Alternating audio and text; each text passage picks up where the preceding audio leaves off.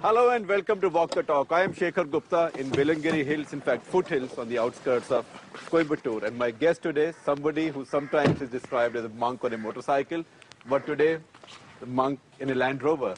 No. Sadhguru Jaggi Vasudev, welcome to Walk the Talk. It's no more a Land Rover, it's a Tata now. Just your luck.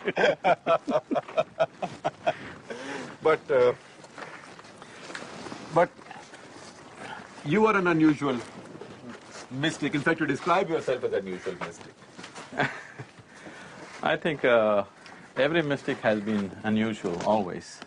If he's usual, why would he be a mystic? But when you describe yourself as an unusual mystic, and as an unusual among mystics, what makes you unusual? The usual belongs to people who imitate. Only if you imitate somebody, you become usual. When you come out of your original nature, you are just natural. But by definition, do mystics imitate? Or no, but if scholars could imitate, sadhus and sannyasis could imitate because they're following a certain order. Mystic is someone who is coming from his inner understanding and inner experience, so there's no question of imitation. So he looks unusual, actually he is just natural. Because people are used to so much repetitiveness in everything, when somebody just comes out of his own nature, people think he's unusual. So what makes you different? What sets you apart? The only thing… see, I don't come from any scholarship. I have not read the Vedas or the Upanishads. I must confess I have not even read the Gita. The only thing… not a confession many in your business want to make. I mean, I'm not guaranteeing everybody in your business has read them, but they all claim they have. The only thing that I know is, I know this piece of life absolutely, from its origin to its ultimate. I know only this piece of life. If you know this piece of life absolutely, you almost know everything that's worth knowing, because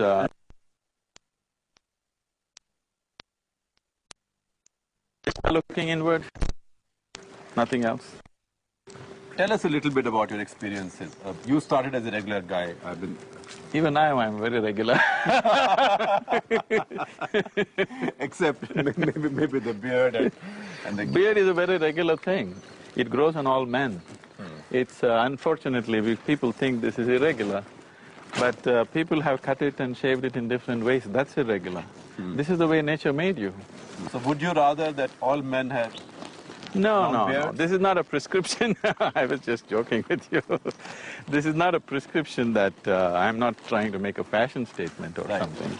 All I'm saying is, when you make your system very sensitive, when you make your system work at its peak, then everything matters. Even the smallest disturbance to the system makes a difference. It's like you're driving your Maruti to the office, it doesn't matter in what condition it is.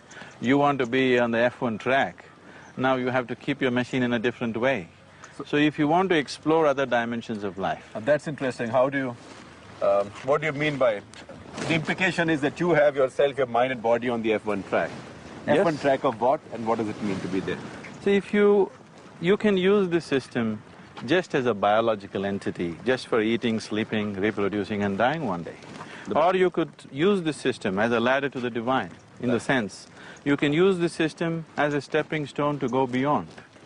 So if you're using this system to explore dimensions beyond your present level of experience, then you have to keep it in a certain way.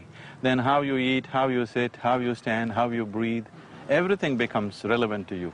The whole system of yoga is based on this. Why so much significance is being given? And then why are you on F1 track? we in the rat race should be on the F1 track. You are cool, you're a realized master. Don't you think F1 is cool? You have no issues in life. You've sorted it out. And you're helping people like us sort it out. See, there's nothing to be… there's nothing to sort out in life. It is the mess is created by you, so you have to sort out.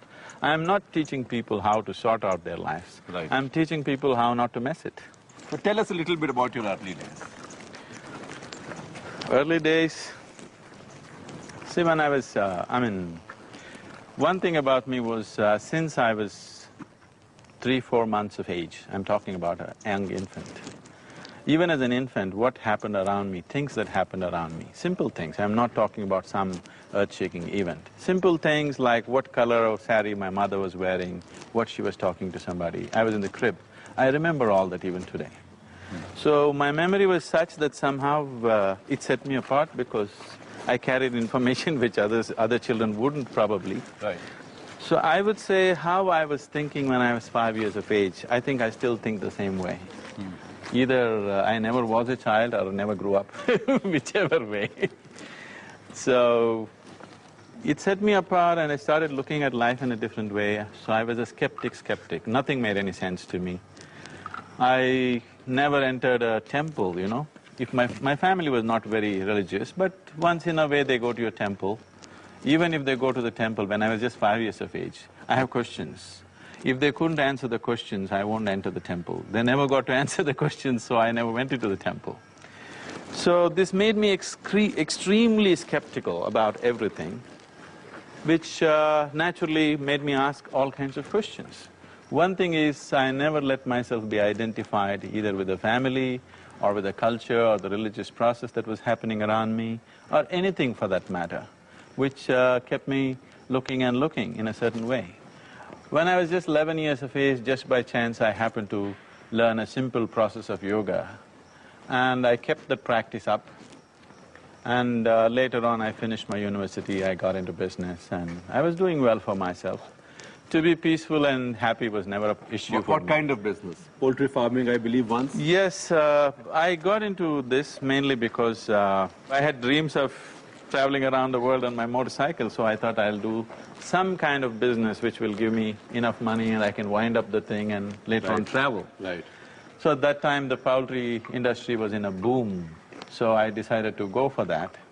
And from the scratch I started this. My father was a very known physician in the town and for him it was a no-no thing. He said, how will I tell anybody that my son is raising chicken?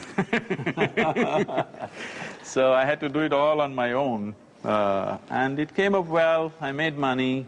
Then somehow I got into construction industry, then I got into various other businesses. But then on a certain afternoon, between two business meetings when I had nothing to do, I just rode up Chamundi Hill. This is so for, you know, for all the young boys in Mysore. Right. If you have nothing to do, you go up Chamundi Hill. Right. If you want to test your motorcycle, you go up Chamundi Hill. If you want to meditate, you go up Chamundi Hill. If you want to gossip, you go up Chamundi Hill. Chamundi Hill is the place. Right. So between two business meetings in the afternoon, I just went to Chamundi Hill. This was around 3 o'clock in the afternoon and I just went and sat there. I parked my motorcycle, climbed up and just went and sat on a rock which I knew very well, a huge rock, and my eyes were still open.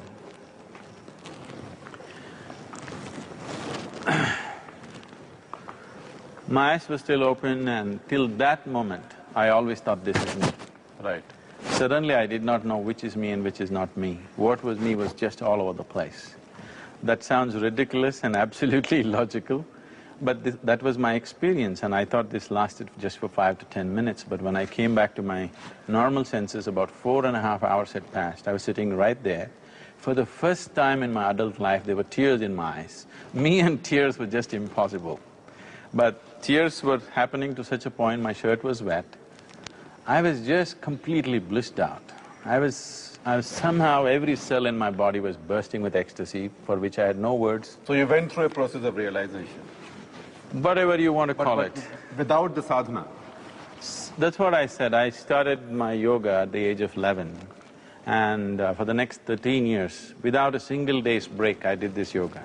I was not given to such discipline usually, but somehow this yoga happened as if it was happening from within me, not like I was doing it. Without a single day's break, it happened for 13 years. It doesn't matter where I was. If I was trekking in the mountains, it happened. If I was in a party, it happened. Wherever I was, it always happened. I kept it up.